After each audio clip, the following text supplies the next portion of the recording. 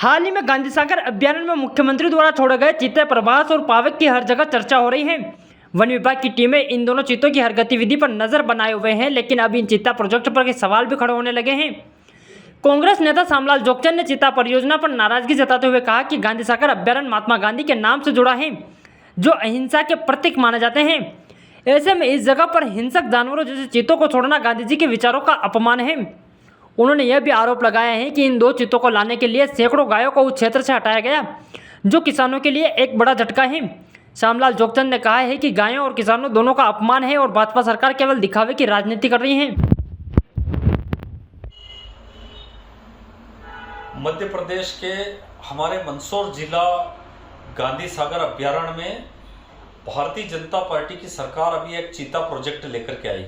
मैं सोचता हूँ इससे ज़्यादा दुर्भाग्यपूर्ण बात क्या हो सकती है कि वो अभयारण्य जो है वो पूरे विश्व के सबसे बड़े जो अहिंसा के पुजारी महात्मा गांधी के नाम से गांधी सागर अभयारण्य है, जिन्होंने जीवन भर अहिंसा, सत्य, न्याय और अहिंसा के लिए उन्होंने लड़ाई लड़ी। हिंसा के विरुद्ध उन्होंने पूरा जीवन अपना लगा दिया और पूरे जीवन भर उन्होंने महात्मा गांधी जी ने देश में ही नहीं विश्व में अहिंसा का पाठ पढ़ाया। उनके नाम से जो अभयारण्य है वहाँ पर हमारे गांधी सागर अभयारण्य में चीता प्रोजेक्ट लेकर के आई और हमारे मध्य प्रदेश के मुख्यमंत्री और डिप्टी सीएम दोनों ने चीता के कपड़े पहने उस कलर के और वहाँ जाकर के चीते छोड़े। उस इलाके में 25,600 बीघा जमीन से भी ज़्यादा जमीन सरकार ने एक्वायर करी। चारों तरफ लोहे की मजबूत जाली वहाँ पर लगा दी ताकि कई अन्य जो पशु वहाँ अंदर आ नहीं सके।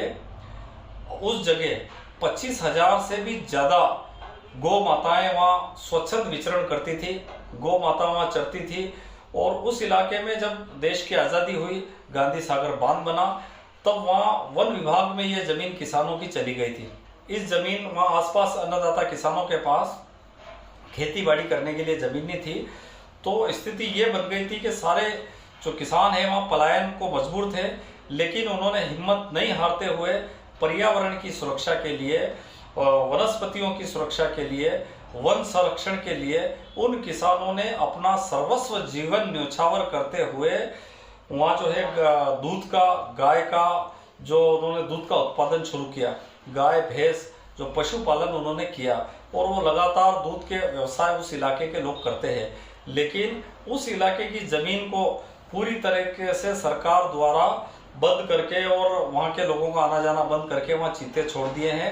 अब वो 25,000 गायों का जो निवाला था वो भारतीय जनता पार्टी की सरकार ने उनके मुंह से छीन लिया है। तो स्थिति ये है कि पूरे देश में भारतीय जनता पार्टी गौ माता के नाम से ढिंढोरा पीटती है, गौ माता के नाम से जो वो दंगे करवाती है, गौ माता के नाम से पूरे देश में गौ माता का नाम देकर के काम करती है।